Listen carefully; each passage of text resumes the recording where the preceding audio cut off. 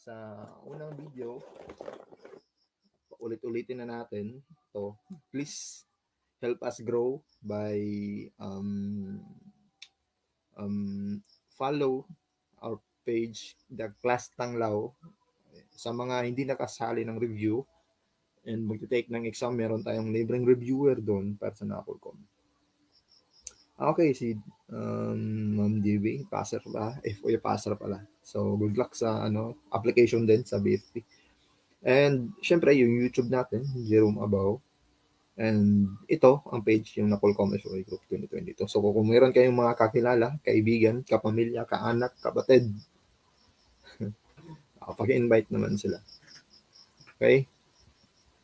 So, guys, pag-usapan muna natin yung coverage ng Napolcom.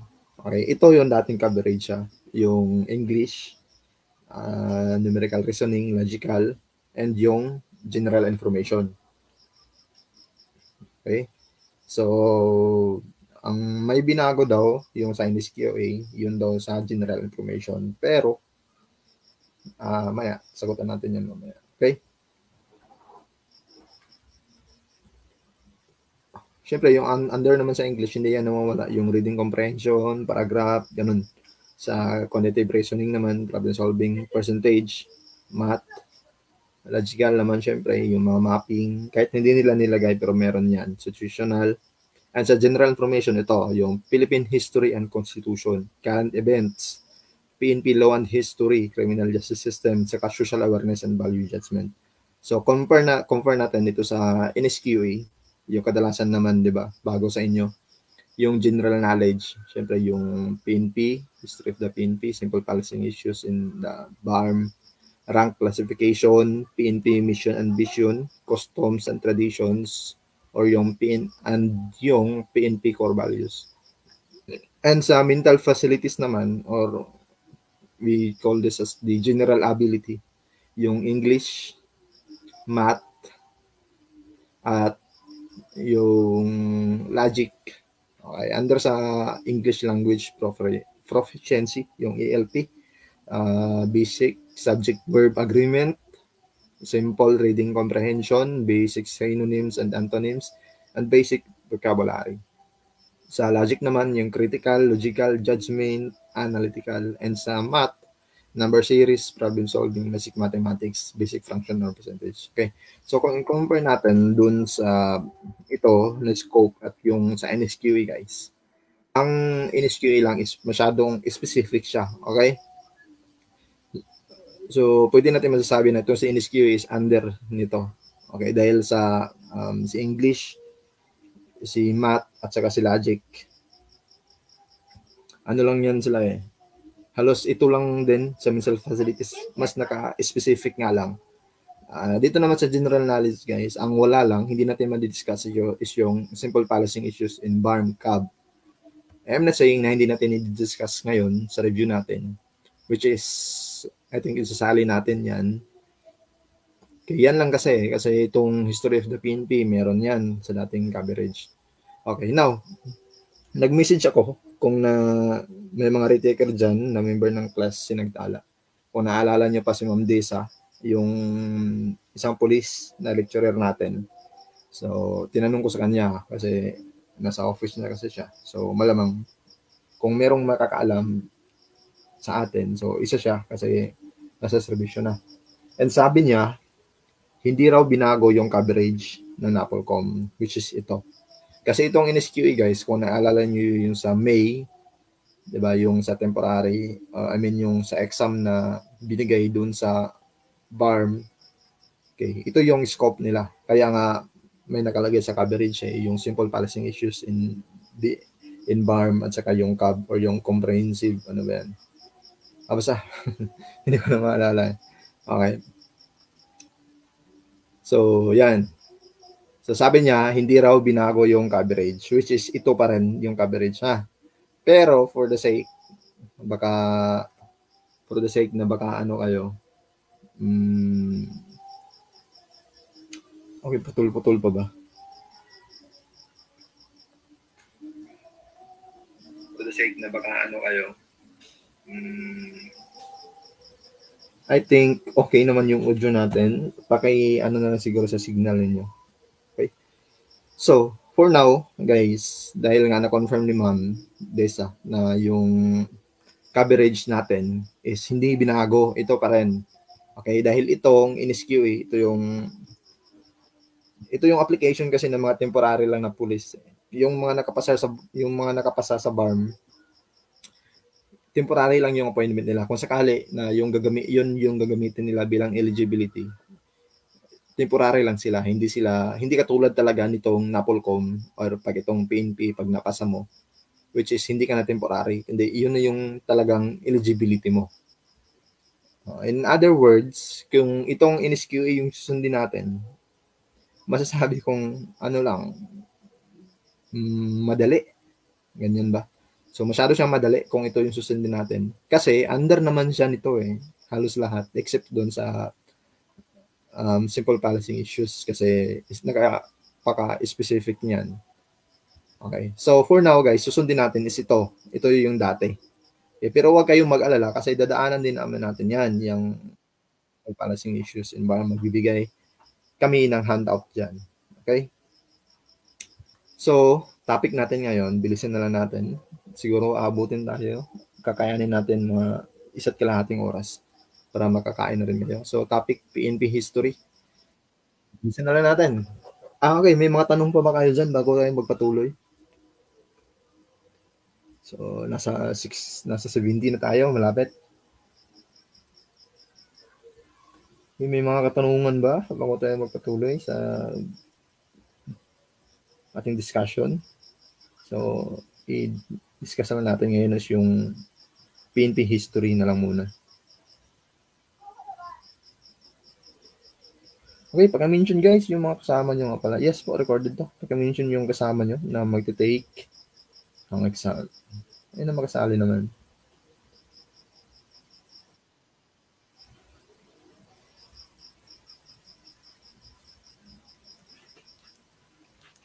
Okay, wala na ba mga tanong?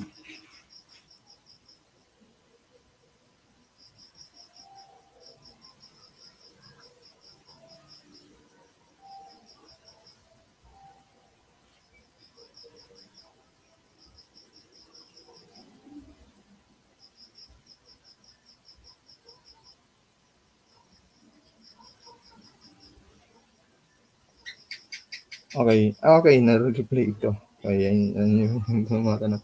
Of course, replay ito. Kagaya din nung kapag magkaklase na tayo, mag-lecture tayo dun sa class sinagdala. Ganito yung sistema na re-replay rin. Okay, umpisahan natin sa history of PNP kasi mostly naman nagtatake ng NAPOLCOM is hindi CRIM. Okay, kagaya ko, education, may mga BSBA, at anong courses pa.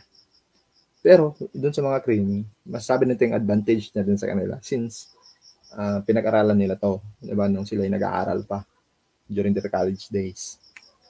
So, umpisa natin sa history. So, una is yung pagpanganak ng Philippine Constabulary or yung PC. So, familiar nyo yan, guys.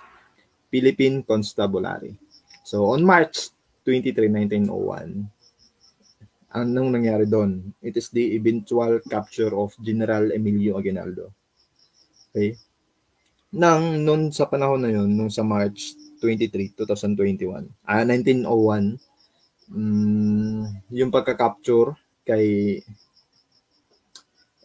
President General Aguinaldo, which means signal that the Filipino-American War ended since wala na yung presidente, nadakip na.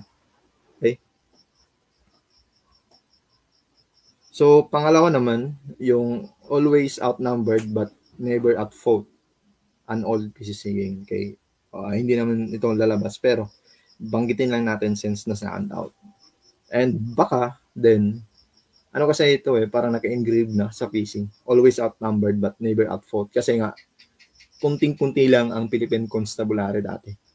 Mostly naman din kasi sa kanila is mga UE citizens yung member ng Philippine Constabulary.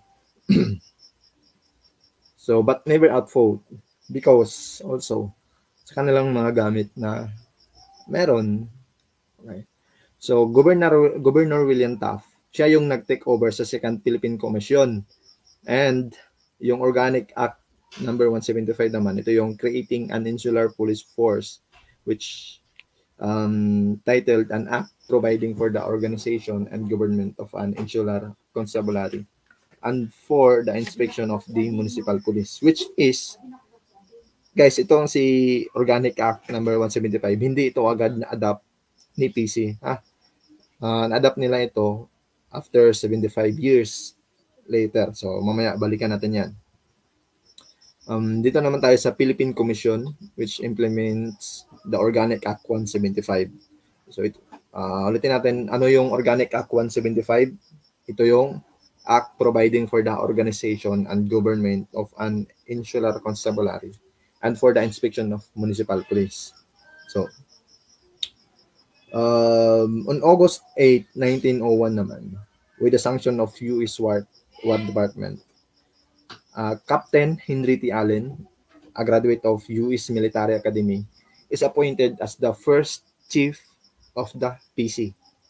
Okay? Guys, ilista nyo yan. Kung meron kayong mga note dyan, isulat nyo si Captain Henry T. Allen kasi napaka-importanting tao nito pagdating sa exam. So, si Captain Henry T. Allen, siya yung first chief of the Philippine Constabulary. Okay? And aside from that, dahil nga siya yung first chief, so binansagan siyang the father of Philippine Constabulary or the father of PC, Captain Henry T. Allen. So, proceed tayo. General Order number 1. Ito yung appointing 68 hand-picked officers. Okay. So, after that, after ni Captain Henry T. Allen, after siyang ma-appoint bilang chief, nag-issue siya agad ng General Order number 1, pinakauna. Siyempre, nag-appoint siya ng 68 officers.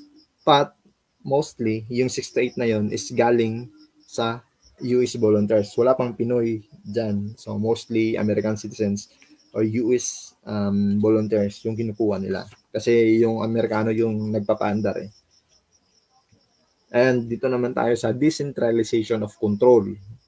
On October 14, 1901, the PC chief or yung si General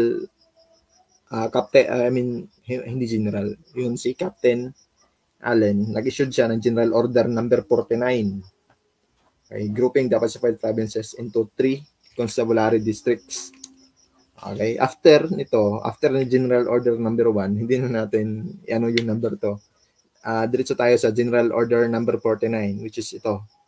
Okay, ginroup niya yung mga pacified provinces ng Philippines into 3 constabulary districts. Okay, meron tayong first district, second district, and the third district. So, yung sa first district, meron tayong Bataan, Bulacan, Nueva Ecija, Pampanga, Pangasinan, Tarlac, and the city of Manila. And headed by Chief Baker. Okay, guys, itong mga pangalan po din yung ilista. So, si Chief Baker yung head sa first district. And yung headquarters nila is nasa city of Manila, yung kanilang HQ. So, sa second district naman, yung Albay, Ambos, Camarines, Cavite, Masbate, Sorsogon, and Tayabas. So, included also the island of Marinduque. Kasi itong Camarines, ngayon is Camarines Sur and Camarines Norte. So, yung naman nila, yung head sa second district is si Matt Taylor. Okay, naka-highlight naman yan. So, sa mga may notebook dyan, please paki-take note kasi hindi ko sinasabi na ito talaga lalabas sa exam, pero ito yung magiging base ninyo. Okay, yung tungtungan ninyo ba kung ganun. Kasi mostly sa inyo wala pang alam sa history talaga ng PNP. Kasi karamihan naman nagtitake na Napol Commis, hindi criminology. Meron din namang crime, pero marami talaga yung nagtitake na hindi crime. So, sa third district, meron tayong Antique, Bohol, Capiz, Iloilo, Leyte, Misamis, which is ngayon Misamis Oriental and Misamis Occidental na, and Negros Occidental, Negros Oriental, Samar, and Surigao. And headed by Captain Goldsboro. So, yung headquarters nila, guys, dito sa third district is yung Iloilo. nandito. Okay, proceed tayo sa police integration. Hindi talaga itong actual na pagkasunod-sunod. Hinighlight ko na lang. Anyway, i-upload ko naman yung nito, yung soft copies doon sa class nagtala. So, pwede nyo ma-view kasi hindi ko na highlight lang kasi ito Hindi ko na in-include lahat kasi medyo mataas din yun. So, police integration. So, the places affected by the police integration were the outskirts of Manila. So, kasi, yun nga, limited lang yung area ng operation ng police dati kasi nga outnumbered sila kunti lang. So in Caloocan and Pasay, it is became the favorite refuge of the rebels from Manila. Ito yung mga outskirts kung saan dito dumadami yung mga rebels which is na dahil hindi naaabot ng police natin. On 1904 naman, total lifting of the martial role. Okay. So, 1904 naman, the PC chief was redesignated as the director of constabulary. So, yung PC chief natin is nagiging director na ng constabulary. And they issued the General Order number 73 on June 39, which is added 2 new districts. Di ba, meron na tayong 3 districts. So, dahil dito sa police integration, lalo na dito sa Caloocan and Pasay na problema nila, na hindi nila naaabot. So, nagdagdag sila ng 2 districts. So, yung 4th and 5th. Yung 4th naman, meron dito yung Abra, Cagayan, Isabela, Ilocos Norte, Sur, La Union, Mountain Province, Andy, Nueva Vizcaya. Yung, yung headquarters nila dito is nasa La Union, which is later transferred to the Baguio. So, sa 5th district naman, yung meron silang headquarters doon sa Zamboanga and embrace all the provinces of Mindanao and Sulu. Yun yung sa 5th. And then dito naman tayo sa Philippinization of the Constabulary. This gradual Philippinization of the Philippine Constabulary Officers Corps is a sound move for the emerging of World War I. Ngayon guys, bakit diba, sinasabi natin kanina na yung Philippine Constabulary mostly composed ng mga US officers or US volunteers. Ngayon, bakit nagiging Philippinization yung Constabulary? Dahil sa mga panahon na ito yung kasagsagan ng World War I. Dahil nga, diba, meron ng mga group doon yung mga country. So, ang ginawa ng Amerika, yung kanilang mga officers or yung mga top ranking officers nila dahil kailangan nila ng mga tao. So, ang nangyari, kinuha nila yung kanilang mga trusted officers which is yung mga head ng constabulary and it is the beginning of the Philippinization of the constabulary kung saan meron ng mga Pinoy na nakapasok sa Philippine Constabulary and pinakauna dyan na na-appoint is a Brigadier General Rafael Carame. Okay, he was appointed as the PC chief on December 1917. Okay, siya yung pinakauna guys. Kaya balikan natin na. First chief ng Philippine Constabulary. Sino yon? Sa nakaalala? Sino yung first chief ng Philippine Constabulary? Okay, may mga comment ba dyan?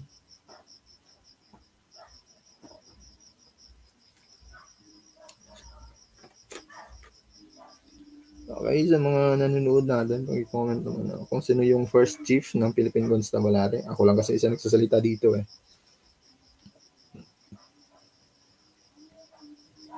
Okay, wala pa akong nakikita. Hindi talaga ako mag-proceed kapag wala akong mababasa ang comment dyan, guys. Ngayon, paki-comment, sino ba yung first chief ng Philippine Constabulary? Nabanggit natin yun kanina, di ba?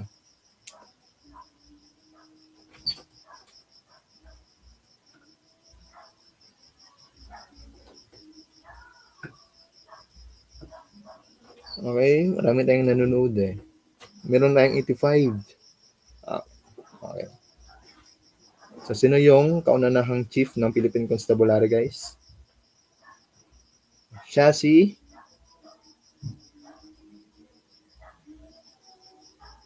okay. Yes, Henry Allen. Of course, tama, Sir Jerry. Mark Anthony. Okay. Kaya pala. Okay. May mga nag-comment na pala. Sa akin lang, hindi nag-update yung aking Facebook. Yun. Marami na pala nag-comment dito. Hindi ko nabasa agad. Kaya ayusin ko muna to.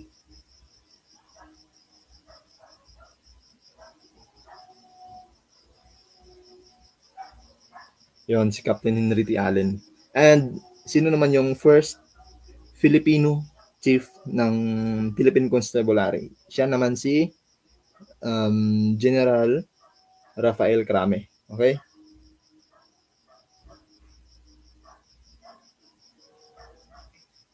So, pag first chief, Henry Allen. Pag first Filipino chief, General Rafael Crame. Okay? Kadalasan kasi nagkakapalit yan sila. So, doon, pag kaupo ni General Crame bilang the chief, for the first time pala in 16 years, the constabulary was placed under the Filipino leadership. Okay, for 16 years, saka pa nagkaroon ng Filipino na mismong naging head ng Philippine Constabulary. So, dahil nga doon, pinalitan yung mga respective districts, which is ang first district nagiging District of Central Luzon. Second district naman, naging District of Southern Luzon. Third district, naging District of Visayas. Fourth, District of Northern Luzon. San Fernando, La Union. And fifth district naman is yung District of Mindanao, which is yung headquarter nila is nasa Zamboanga. And yung sa Northern Luzon, nasa San Fernando, La Union. Okay.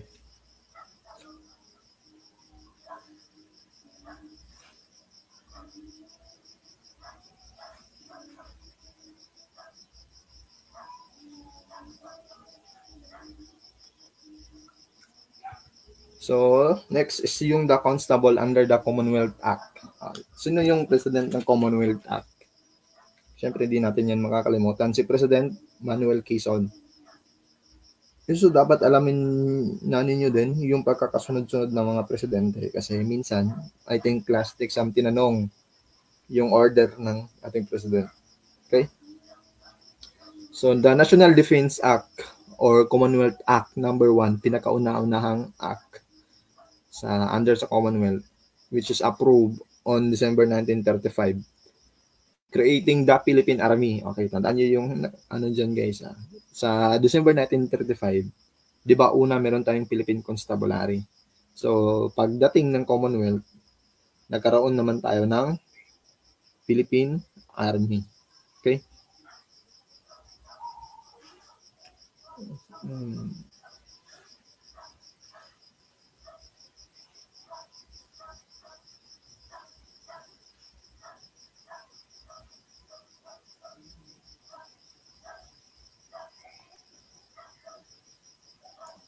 Check ko muna yung Facebook natin. Hindi ko kasi mabasa yung mga comment.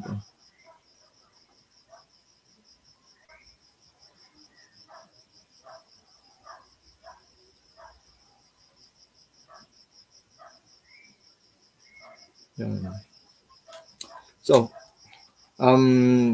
doon pagdating ng Commonwealth Act number 1, it ended the 35 years service of the Philippine Constabulary as an insular police force. Okay. Nang dahil sa act na yan. And then, here comes the Executive Order number 11. So, on January 11, 1936, the PC personnel and duties were transferred to the control of the Chief of Staff of the Philippine Army.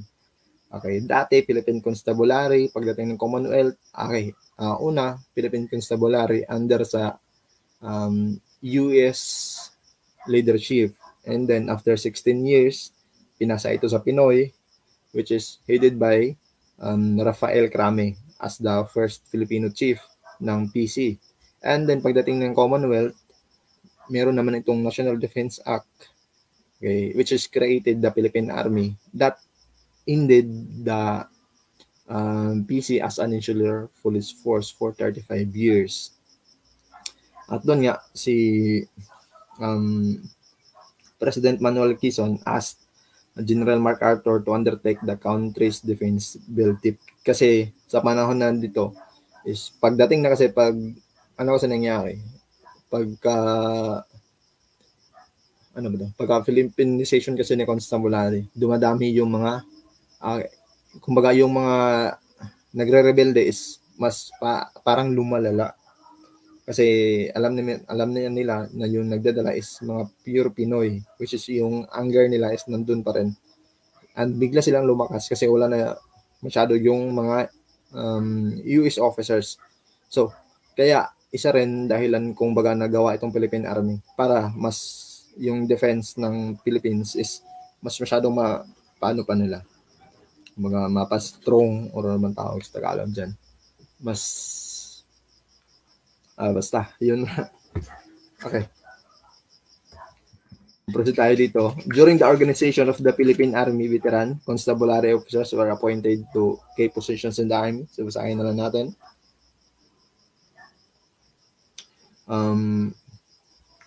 Si Brigadier General Jose de los Reyes, which is headed the Army as the acting Chief of Staff. Si General Basilio Valdez, Colonel Guillermo Francisco were appointed also as the Assistant Chief of Staff. So, yan, tatlo na yan. Okay, and also they passed the Commonwealth Act number 88, which is approved on October 26, 1936. The insular police duties of defunct PC were entrusted to the state police. Okay, guys. Nawala na yung, kumbaga na-defunction na yung Philippine Constabulary kasi meron ng Philippine Army ngayon. Dahil sa Commonwealth Act number 88, nagkaroon naman tayo ng state police. Okay? Meron na tayong Philippine Army, wala na Philippine Constabulary, pero merong state police. All municipality police forces and provincial guard organization were consolidated and placed under the control and supervision of the Department of Interior. Okay? Tandaan nyo ha, Department of Interior, which is dun nabilong yung state police and were called the state police. This state police was assigned the duty to properly preserve law and order and vigilantly prevent the commission and perpetration of public offenses. Kasi during this time, dumadami yun nga, di ba, yung mga nagre-rebelde, dumadami din yung mga public assemblies, which is illegal public assemblies, mga rallies, ganun. So, kung baga, kasi yung Philippine Army natin is masyadong focus dun sa mga defense, dun sa mga nagre-rebelde, nandun sa diba, nandun sa mga outskirts. So, ginawa nila, nag-establish sila ng state police para makontrol naman yung nasa center, kumbaga yung trabaho talaga ng police. Okay? So, the constabulary reconstituted. The Commonwealth Act number 343, which is approved on June 25, 1938, reconstituted the Philippine Constabulary. So ito naman, di ba, nawala yung Philippine Constabulary, nagkaroon ng Philippine Army. And then, meron na namang state police. Okay. And then, pagdating na 1938, which is the Constabulary kasi is unable to cope with the worsened peace and order situation, the state police was abolished in 1938.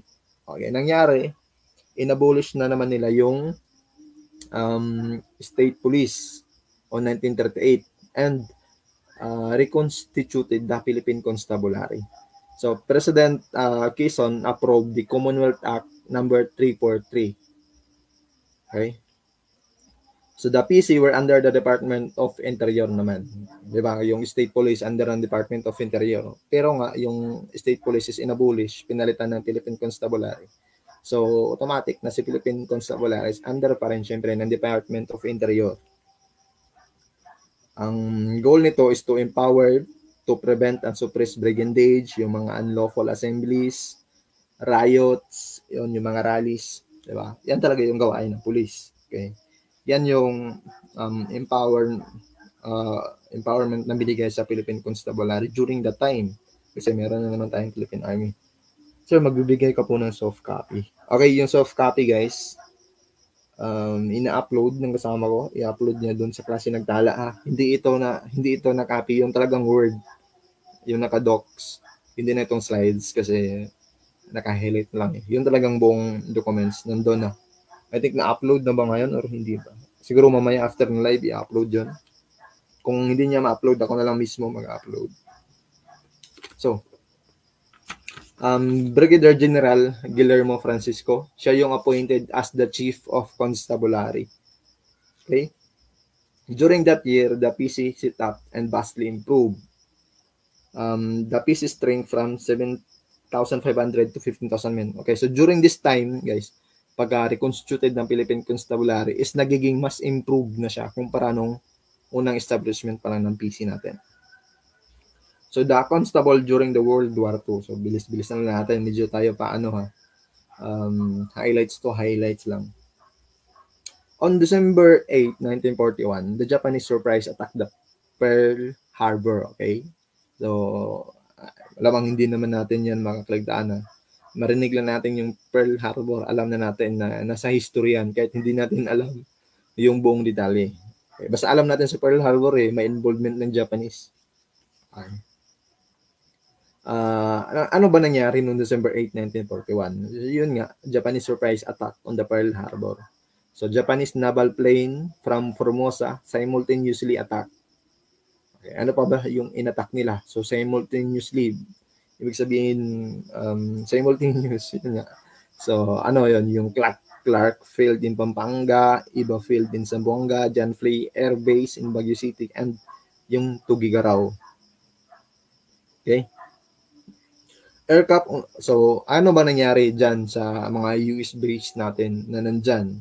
Okay, that time guys hindi pa totally nawala yung US. Kumbaga ini-entrust lang nila yung Philippine Constabulary, kumbaga yung government, 'di ba? Kaya nga ginawa yung Commonwealth, 'di ba? Ibig sabihin in-entrust nila sa Filipino yung government nila, pero hindi sila totally talaga nawala. Okay, meron silang mga base na nandito pa mismo sa Pilipinas kasi kasagsagan na naman ito ng World War II. So, ano ba nangyari sa kanilang mga ano ba nangyari sa US noon? So, aircraft on the ground and installations were severely destroyed kasi hindi naman talaga sila nakapaganda. Surprise attack nga, di ba? Hindi kasi sinabi ng mga Japanese na mag-atake sila eh. Kung sinabi siguro nila, malamang napagandaan nila yon. Pero, yun, World War II. So, on January 1942, suffice to say that the Filipino soldier stood his ground valiantly for the love of the country kasi most of the constabulary forces that composed the 2nd Regular Division were in Bataan Peninsula with other Philippine-American forces. So, everywhere in the islands where invaders dared to set foot, constabulary troops distinguished themselves in action against overwhelming odds. During at that time, ito na yung pagdating ng mga Japanese dito sa Philippines. And syempre wala na mga gamit, mostly lack na ng mga combat materials, equipments yung ano natin kasi dahil doon sa nangyari na surprise attacks. So, ang ginawa na lang doon ng mga Filipino-American forces is talagang survival na kasi wala na masyadong support na nangyari. So, the blazing chapters of the heroism during the war were not exclusively parts of the epic story of the Constabulary. So, hindi na natin pag-usapan yun kung ano bang ginawa na survival ng mga Filipino-American forces na natira doon kasi I think medyo na siya hindi nakasama sa history ng PNP o yung Philippine Constabulary, which is doon na siya sa Philippine history na. So, hindi na tayo lalayo sa Constabulary na topic. So, meron tayo in the Constable Underground, reports of the existence of guerrilla in the Philippines, reached General MacArthur in Australia. So, yun nga, during that time, pagdating ng mga Jap sa Pilipinas, halos wala na halos talaga, kumbaga yung defense, yung Philippine Army, yung Constabulary is parang they are broke that time, talagang wala na. And there is a report of existence of the guerrilla in the Philippines that reached the General MacArthur in Australia. So, kilala naman natin, 'di ba, kung sino yan, si General MacArthur. Ano nga yung famous line niya? Sa nakaalala pa, so elementary pa tayo nito. Ano yung sinabi niya, guys?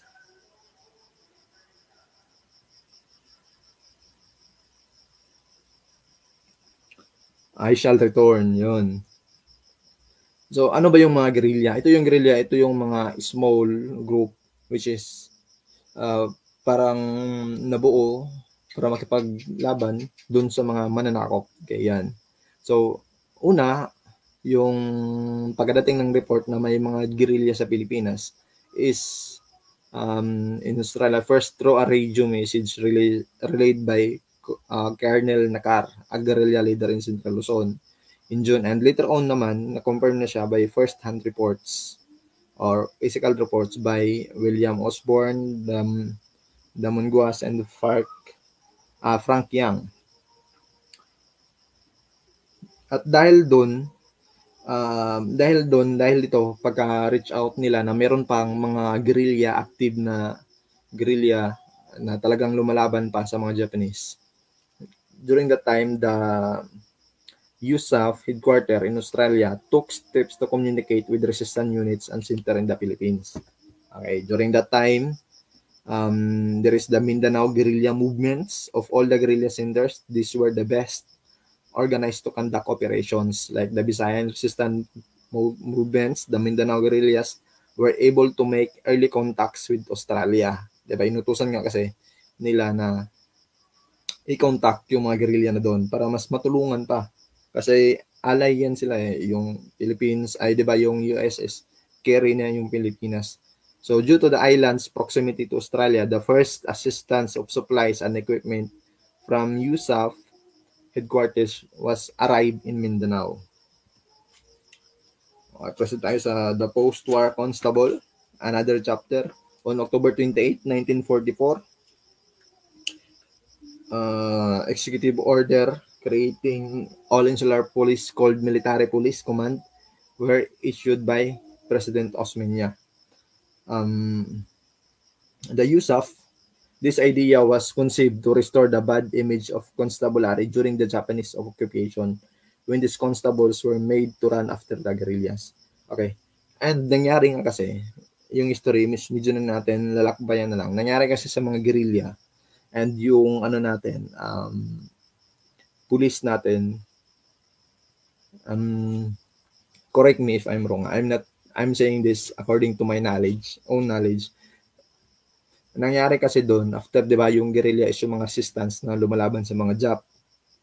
Nangyari kasi during that time, after noon, nawala ng mga Japanese dito sa, unti-unti nang nawala yung Japanese dito sa Pilipinas. Nangyari kasi sa mga state police natin is yung mga guerrilla na yung hinahabol nila. Kasi yung iba sa mga guerrilla is talagang kinain na ng sistema, kumbaga, talagang gusto na nilang pabagsakin yung government natin. So, nangyari doon, nag-issue si President Osmeña ng executive order creating all-insular police called the Military Police Command.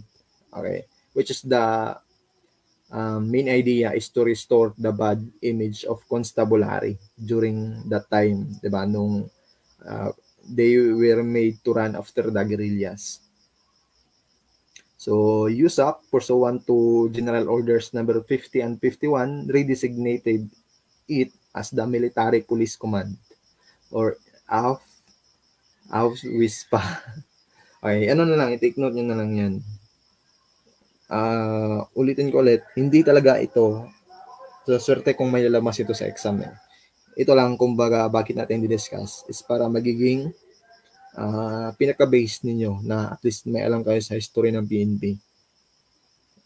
Yan naman talaga yung purpose ng review Diba? Kung alam pa lang natin kung ano yung ilalabas sa exam, so yun na lang yung ituturo natin. Pero during the review, we'll teach you according to the coverage of the PNP.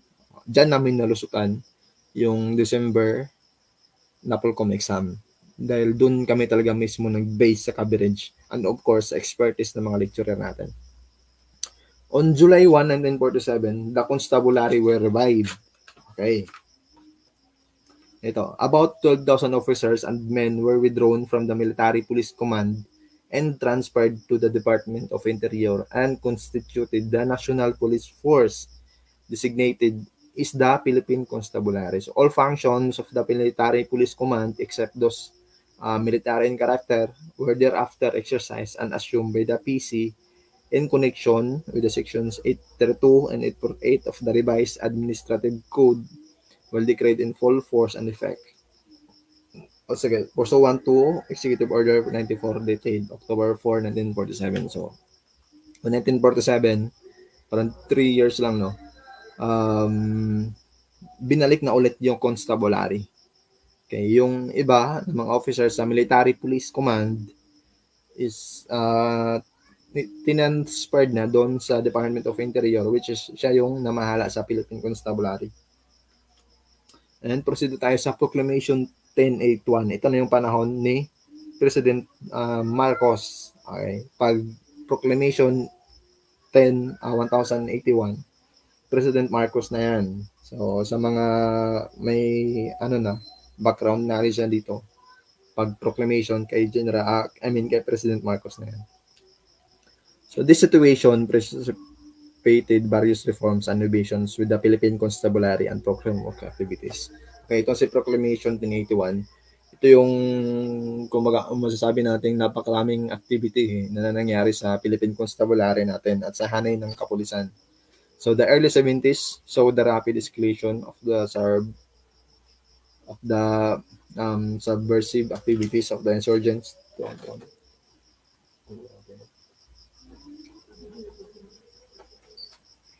So, the New People's Army, guys, dito nabansagan na, meron na tayong NPA during this time. The military arm of the revitalized Communist Party of the Philippines was openly defying government troops in the countryside.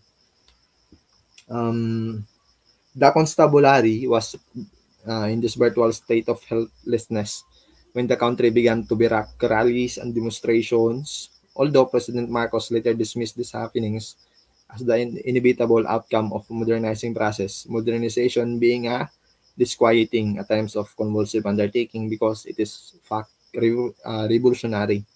It was in truth, like all the violent rallies and demonstrations that followed, were part of the communist plan to sow chaos and anarchy, and thereby pave the way for the CPP, Communist Party of the Philippines, to take over. Okay, nangyari kasi sa panahon ni President Marcos is yung modernization process, di ba?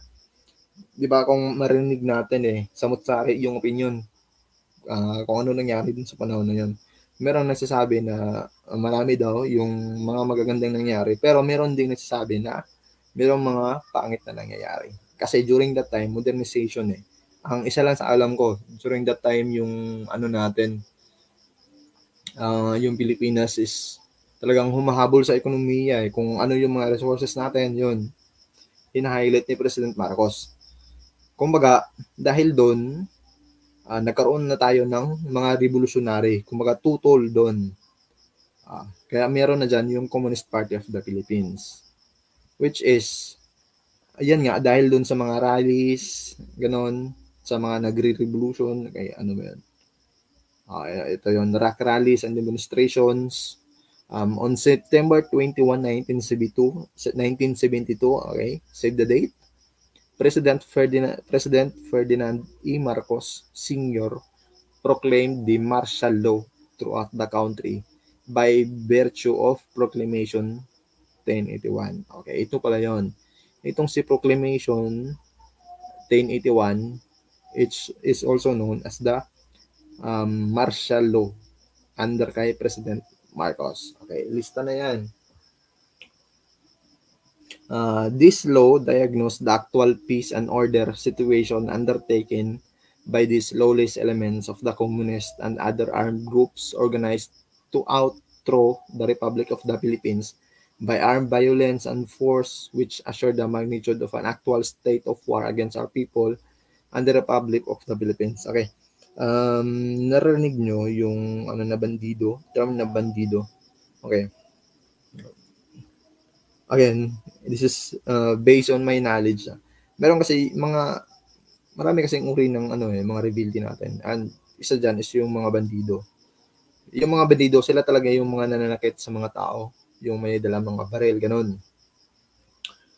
So, So dahil nga doon, dahil mas dumadami sila, President Marcos decided to declare martial law in the Philippines. So nangyari, in a month's time, the peace and order was restored. Yung mga bombing, yung mga unlawful assemblies, they stopped. Kasi martial law na eh. Talagang martial law. Okay, alam na natin, pag marinig natin yung martial law ni President Marcos, alam na natin yung mga kababalagan na nangyari during that time. Pasensya, hindi ko nababasa yung mga comment nyo.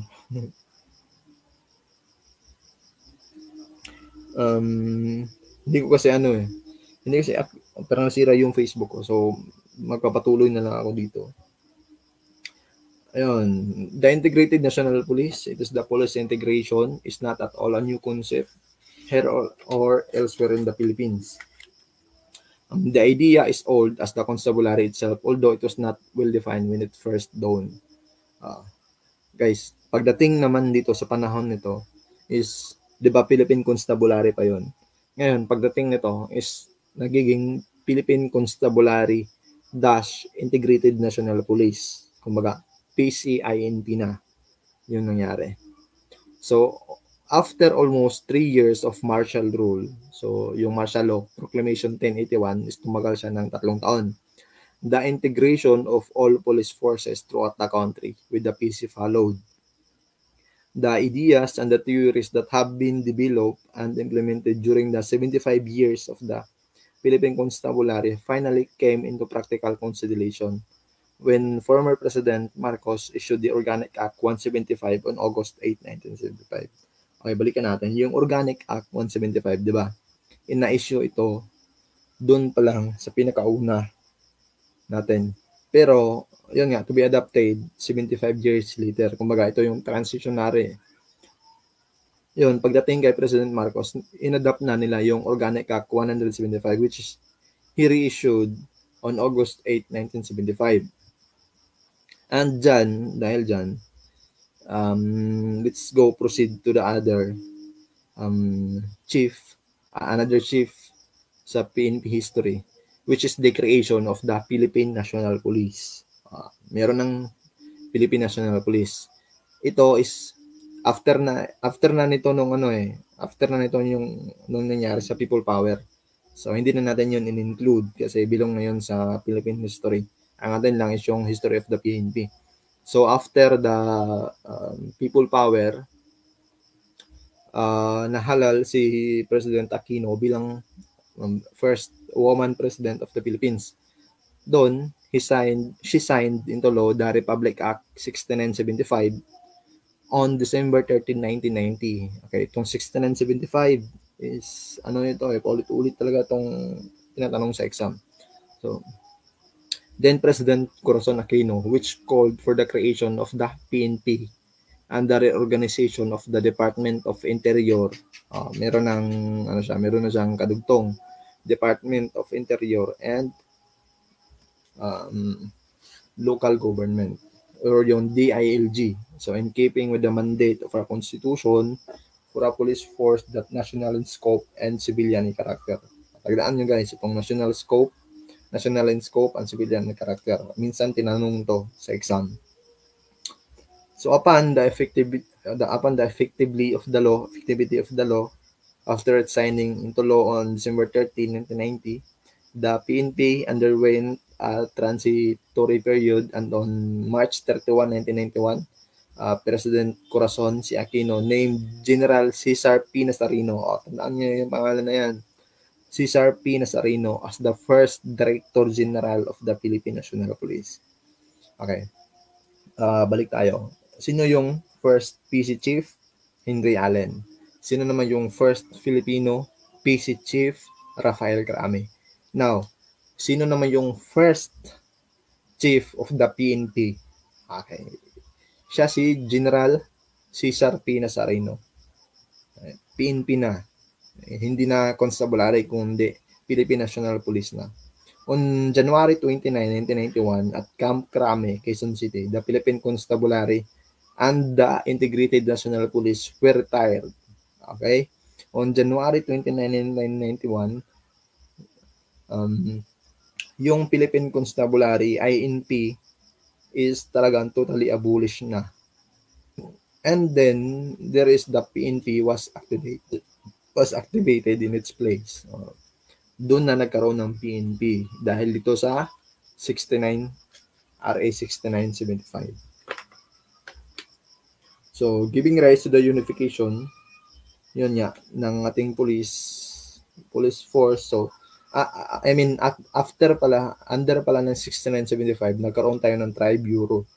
Okay, sineparate na. Isa lang kasi dati, yung Philippine Army, yung Philippine Police, member yun, isa lang. Pero pagdating ng 6975, nagkaroon na tayo ng Tri-Bureau.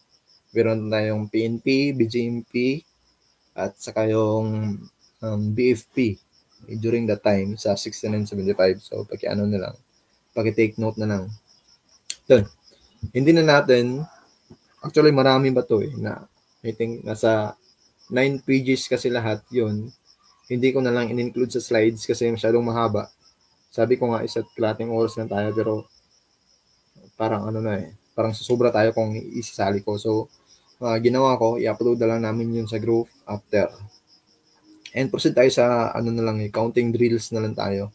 So guys, may tanong tayo dito. Aside, diretsong ito So, okay, sa CGS na tayo. Tapos na tayo sa Philippine history I mean, hindi tayo totally tapos, pero sa slides tinapos ko na. I-upload ka na lang yung buong copy nito doon sa klase nagtala. Okay? Para hindi ko na masyadong ma-consume yung oras ninyo. So, dito, pag-isagot nga. Aside from the law enforcement pillar, which of the following is not a pillar of the Philippine criminal justice system? So, di ba, I think sa group, kanina yung sa klase nagtala, sa group A, ay hindi to kanina, I think yung unang mga gabi pa, na-discuss ito.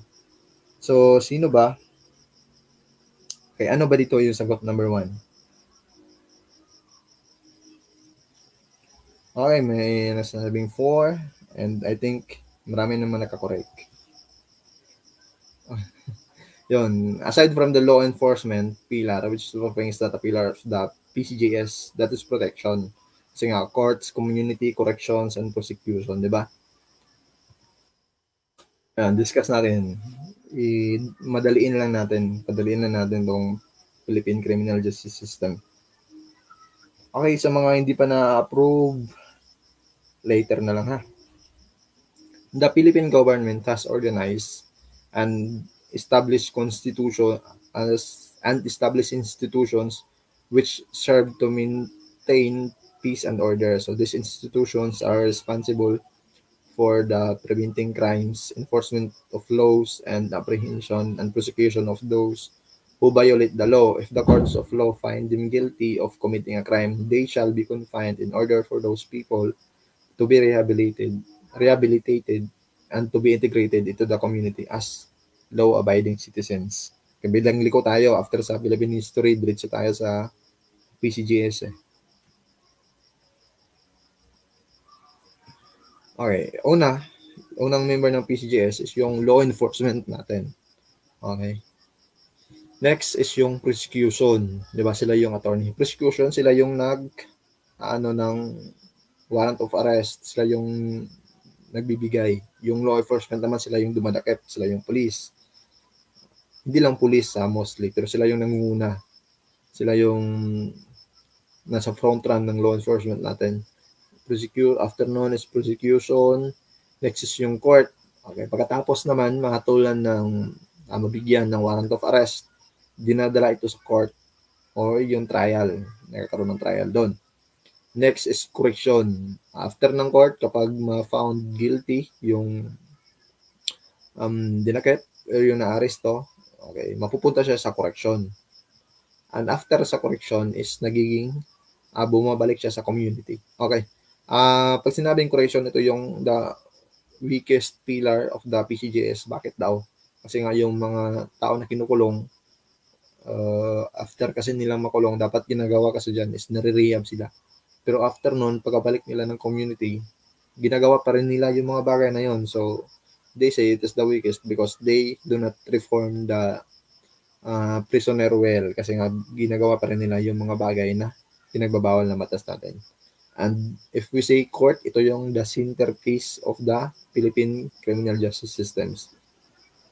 Okay, the first Philippine Constabulary Chief appointed in December 1917 was, sino ba yan? The first Filipino Constabulary Chief. Anong sagot? Number 2, guys. Okay, hintay ako sa sagot ninyo.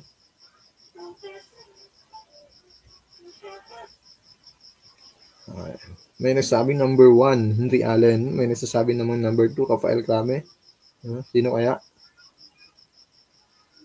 Okay, Rafael Crame. Marami yung Rafael Crame. So, tama si Sir Jeric Morales. Sagot natin yung si Rafael Crame. Okay, sino ba si Rafael Crame? Siya yung first Philippine Constabulary Chief. Okay. George Curie naman, siya yung first Chief of the MPD or yung Manila Police Department. Si Cesar Nazareno, siya yung first PNP Chief and the last Philippine Constabulary Chief. Henry Allen, siya yung father of the Philippine Constabulary. And also, he is the first Chief of the Philippine Constabulary. So, Benjamin Acorda, siya yung current PNP Chief natin ngayon ha. So, dapat alam nyo yan kung sino yung current PNP Chief natin. And yung current DLG Secretary natin is si Sir Benjamin Abalos Jr. Okay. So, next, number 3. Under the new rank classification of the PNP, what is the equivalent rank of the Police Officer 1? Kasi meron ito, di ba, doon sa NSQA, merong, meron ito, yung PNP rank classification. So, ano yung equivalent ng Police Officer 1? Okay, sabi ni Aphrodite, Patrolman, number 1 yung sagot niya. Sabi naman ni Nico, Patrolman rin. Okay, yung iba, ano yung sagot ng iba? Ni Shara Lee, Patrolman pa rin. Ni Ruji Losada, Patrolman. Okay, correct kayo. Kapag ito lumabas sa exam, automatic na. Guys, ito is mga actual to na lumalabas sa exam. So, ito yung rank classification ng PNP natin. Dati, dun sa hindi pa binago, PO1, PO2, PO3, SPO1 to SPO4, Inspector, Senior Inspector, Chief, Superintendent, Senior Superintendent, Chief, Director, Deputy Director General, and Director General.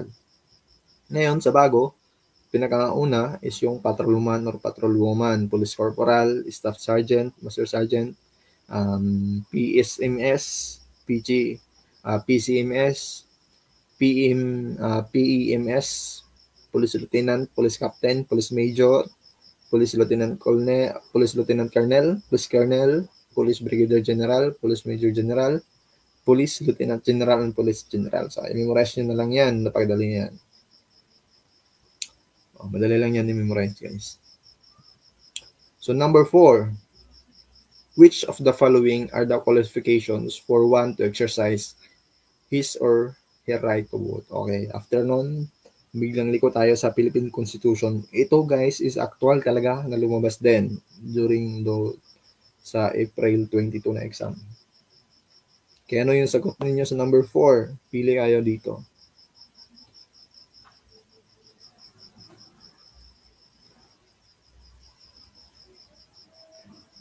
Ilang star sa director, sir? Dalawa ba? Yung director, meron siyang 4 na star eh. Yung director, 2 star. Si Director General, 4 star. Okay, ano yung sagot sa number 4? Okay, number 1 daw yung sagot nila. Ang daming number 1 ha. Pwede pang magbago yung mga isip natin dyan.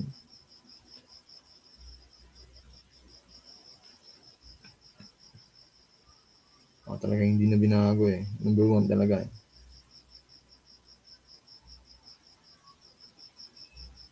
May mga C, sir. Okay, meron ng nag-letter C. Sabi ni Sir Jeric daw. So, parang hindi pa siya sigurado sa sagot eh. Guys, may nakaharang ba? May sinasabi kasi may nakaharang daw sa ano natin sa slides natin. May nakaharang ba? Hindi ko kasi alam. Ay, nawala.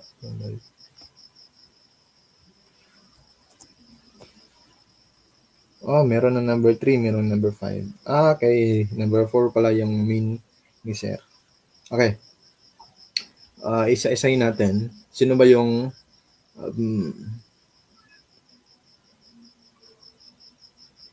which of the following are the qualifications for one to exercise his right to vote? So, ano daw yung mga qualifications para yung isang tao is maka-vote?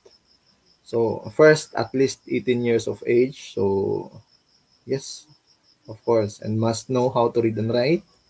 Have resided in the Philippines for at least 1 year. Must have resided in the Philippines for at least 6 months prior to election. Must have resided for at least 6 months in the place where she will be vote. So, sa letter E, guys, automatic kasali na yan kasi halos lahat ng choices may letter E. Si letter B, must know how to read and write, is not. Okay? Kahit hindi ka marunong magbasa, magsulat, karapatan mo yan na ikay makapagpili during sa halalan. So, lahat ng may letter B nito is i-remove na natin. So, that means si number 2, number 4, and number 5, remove na natin. So, natitira na lang is number 1 and number 3. Okay? Yung number 5, wala na yon kasi dahil si letter B, hindi naman sinasabi doon nga kapag hindi ka marunong magbasa, hindi ka na pwede makapaghalal. So, C, have resided in the Philippines for at least 1 year. Yes, pwede yan. And letter D, must have resided in the Philippines for at least 6 months prior to election. Yes, pwede yan. And must have resided for at least 6 months in the place where she will vote. Okay. So, natitira natin is C, A, C, and D, and si number 3 naman, A, C, and A. So, yung tamang sagot dyan, guys, is A, C, and A. Okay. So, si letter D, kasi, sinasabi niya kasi, must have resided in the Philippines for at least 6 months prior to election. Kumpara mo naman sa letter A, must have resided for at least 6 months in the place where she will vote. Okay. Meron naman kasi, di ba,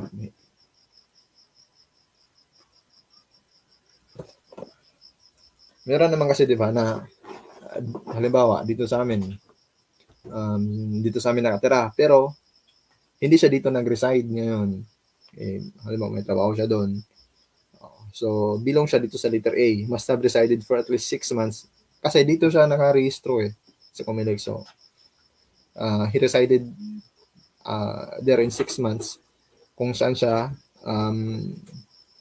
buboto during election. So, hindi na kailangan na must have resided in the Philippines for at least 6 months prior to election. Hindi niya kailangan, halimbawa may election na sa December, so hindi kailangan 6 months before, dyan ka na lang manatili sa inyong residence. Okay. But at least, nakatira ka dyan ng at least 6 months. Magigits nyo din yan. Pasensya kung hindi ko na masyadong ma-explain. Kaya na lang bahala mag-intindi nun. Basta at least, nasabi ko na lang yung general idea, ganun. Basta the best answer is number 3. Yan lang yung isa pinaka-the best kasi sa ganyan during test is dapat marunong ka nung anong tawag doon? Marunong ka na ng process of elimination. Diba, yung 5 na choices is anuin mo yan paliitin mo yung choices para at least naman yung sagot mo is nasa pinakamalapit na. Excuse me. Excuse me po. Nakakain na ba yung iba dyan? Kain muna kayo.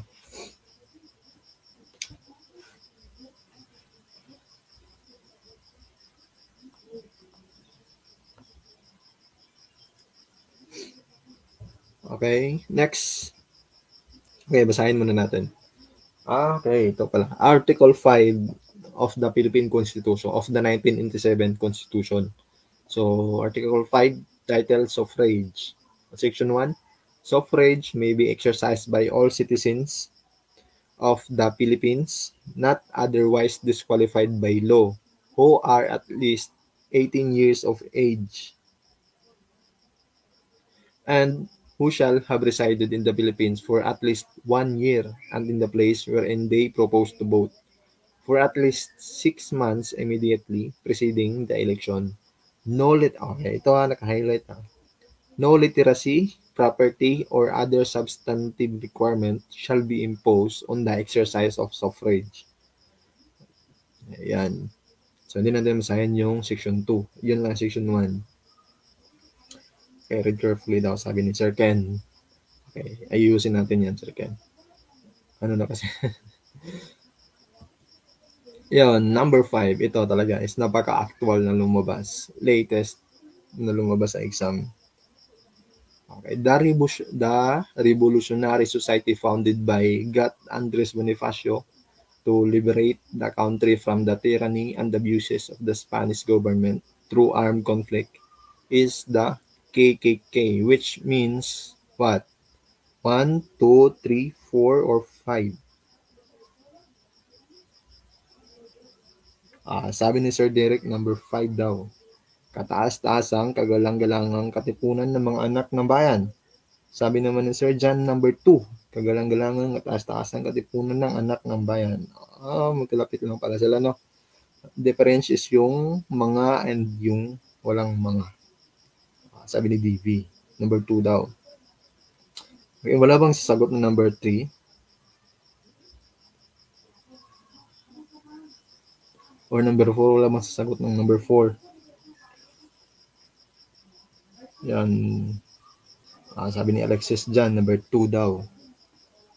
Sabi ni Trisha, 5.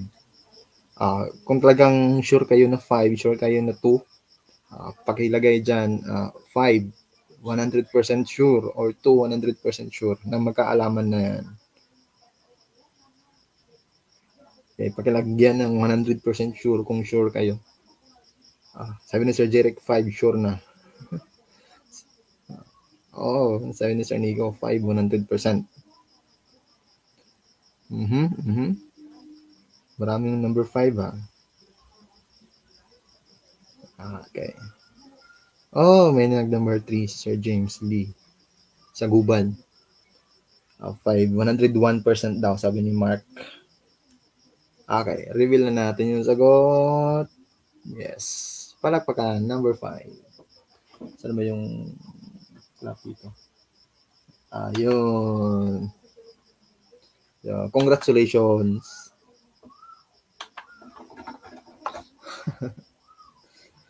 Yan. Okay. Dose of Philippine history. Konti lang to. Dagohoy Revolt. It is the longest revolution. 1,000 stars. May pasend naman ng mga stars dyan kahit wala tayong stars. Okay, Dagohoy Revolt. It is the longest revolt in Philippine history. Ondoy, siya yung the most devastating typhoon in 2009 which with a damage of 1.9 billion. Number Commonwealth 1935 Constitution. Yung Commonwealth 1935 Constitution yon. Ang ginagamit natin ngayon is yung 1987 Constitution. Fidel Ramos, known as Philippine 2000. Ramon Magsaysay, man of the masses. Corazon Aquino, first woman president of the Philippines, and she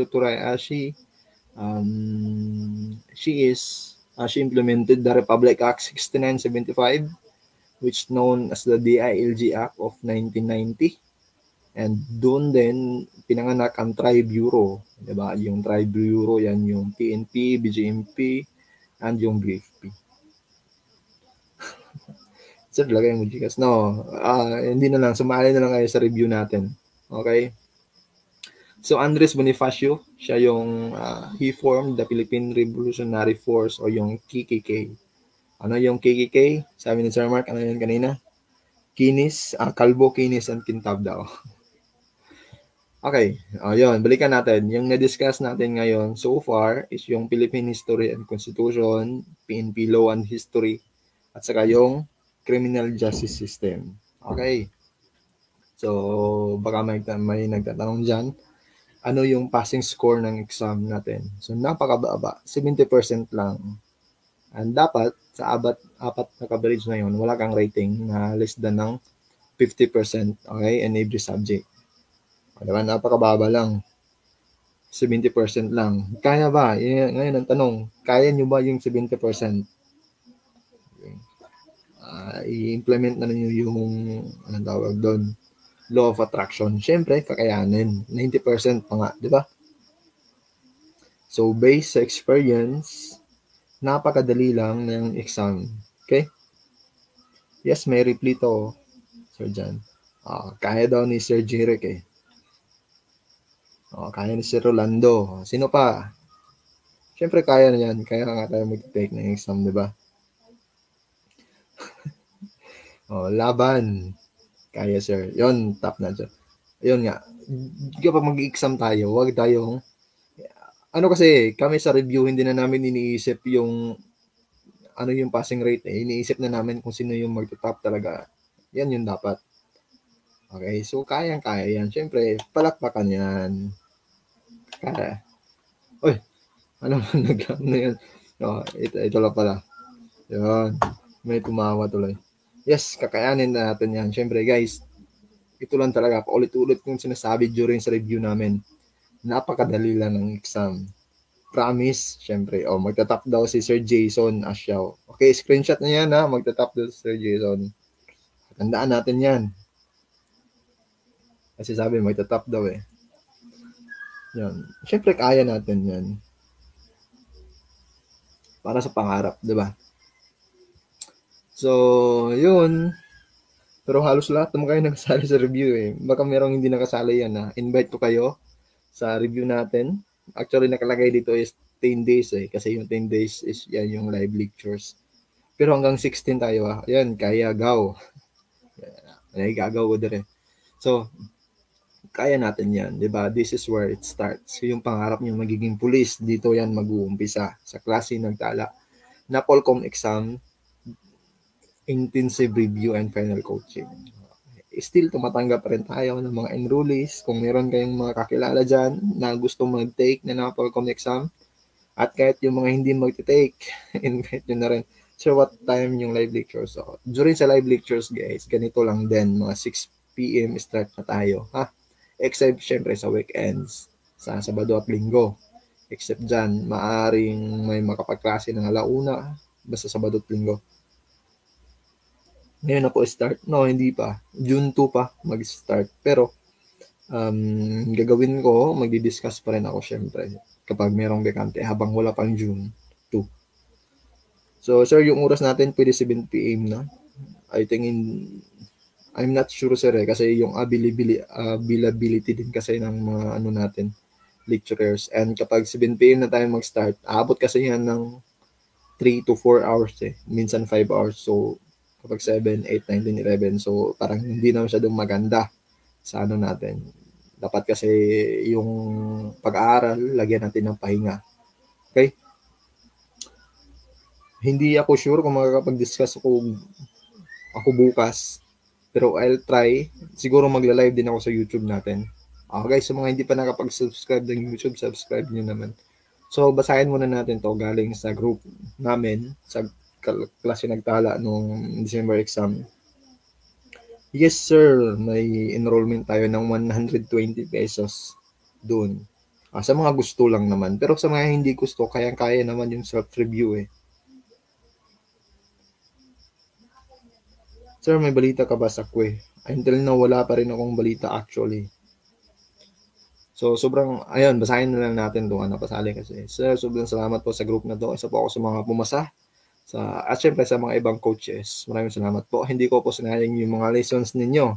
Sana po marami pa kayong matulungan at gustong pumasa at mapabilang bilang isang public servant. So, ano ba yung YouTube channel nyo? Siyempre yun pa rin. Pangalan ko lang, Jerome Apo. Guys, ito, schedule of final coaching review natin. So, padaliin na lang natin. Friday, yun, 9 AM short quiz, 6 PM social awareness. Hindi na natin yan, basta yan yung schedule. Pwede nyo lang yan i-screenshot actually. So, mode of payment sa review, lang, through GCash lang yung review natin. All online lahat. Ito pa. Sir, maraming salamat sa group na ito. Saka kay sir. Napakalaking tulong ito para pumasa ako sa NAPOLCOM entrance exam. Promise ni isang reviewer, wala akong nabasa. Basta ang alam ko lang nanood, nag-attain lang ako sa mga meeting and praise God, Allah. Pinalad ako sa mga hindi po pinalad, patuloy lang ang laban. May mga, alam ko may mga retaker nito nagalang siyempre sa klase nagtala. Hindi naman talaga 100% napasa. Pero yun nga, dahilan nga dun, kumbaga bakit hindi kayo pinapasa last December? Kasi ngayon pa lang June magta-top kayo, di ba? Sir, ano po yung PM na lang doon sa mga sasali, ha? Sir, ano ba yung YouTube channel? Yung YouTube channel ko is yung pangalan ko lang din. Okay. Sir, sa mga nag-PM, replyan ko lang din kayo agad. So, ito na lang guys, klase nagtala, payment. Screenshot nyo na lang yan. Nakapost naman ako dito hindi na naman matatagalan. So, help us grow. Ulitin ko, class Tanglaw. Search na yan. Baka meron din kayong kakilala na magte-take ng civil service. Meron tayong reviewer and mga recorded live lectures nandun sa Drive. Siyempre, yung YouTube ko, Jerome Abaw lang din. Pangalan ko. Meron, first time, meron akong kapili doon na sumali din, si Alexis. So, welcome sa group. Actually, isa nating lecturer, isang day sa Abaw din yun So, Napolcom group ito yun. Invite nyo yung mga kakilala nyo. Yun. Hanggang dito na lang. May mga tanong pa ba tayo? Wala na? Okay. Nakaya ba yung isa't kalahating oras? Kaya naman pala. So, nag-start tayo ng almost, 6 past 6 na. And ngayon, 6:23. So, 1.5 hour. So, thank you. Sir, yes, of course, recorded naman lahat para unlimited replay. Napakaswak, lalo na doon talaga sa merong trabaho Kasi pwede yung mga merong trabaho, alam naman natin, napakahirap yun Pero mag-take tayo ng exam, syempre para sa pangarap para makapasok tayo sa service. Yan, ginawa namin to. Ang klase natin is every 6 p.m. onwards na yan. Pinakamatagal na oras matapos is 9. And pwede nyo siya ma-replay anytime, anywhere nyo gusto. Kung halimbawa ganito, hindi kayo gusto nyo pang makinggan ulit. So, pwede nyo i-replay yung videos. Yan. So, thank you. And sa mga hindi pa nakapag-file, good luck. And sa mga mag-take ng civil service, meron tayong mga recorded lectures and soft copies din. Okay? So, hanggang sa ulit. Thank you. Sir, upload. Yes, uploaded na to. Pwede nyo view lahat. Guys, meron kayong mga kasama, pag-i-invite sa group. Sir, saan ako pwede magbayad? Basahin nyo na lang sa group. Siyempre, mag-i-exam pa rin tayo, di ba? Para sa pangarap natin Yes, dito na lang ito mapopost na. And, siyempre, yung sa klase nagtala, doon lang mapopost. Thank you. Kain na kayo.